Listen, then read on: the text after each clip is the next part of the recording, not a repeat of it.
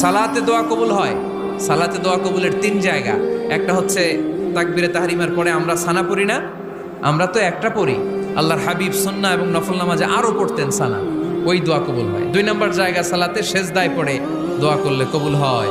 আকরাবু মা ইয়াকুনুল আবদু মির রাব্বিহি ওয়া হুয়া সাজিদ ফাকসিরু ফীহি দুআ।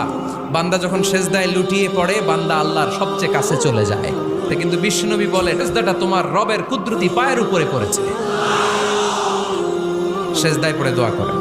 সালাম ফিরানোর আগে বিশ্বনবী দোয়া করতেন, লা ইউসাল্লিমান্না আহাদুকুম হাত্তা ইয়াতাআওয়াযা মিন আরবা'a। আল্লাহর হাবিব বললেন 4 জিনিস থেকে পানাহ না আছে আমার কোন উম্মত যেন সালাম না ফিরায়। তারা যেন পড়ে আল্লাহুম্মা ইন্নী আউযু বিকা মিন আযাবিল কবর, আউযু বিকা মিন আযাবি জাহান্নাম, আউযু বিকা মিন ফিতনাতিল মাহইয়া ওয়াল মামাত, আউযু বিকা মিন ফিতনাতিল মাসিহিদ দাজ্জাল।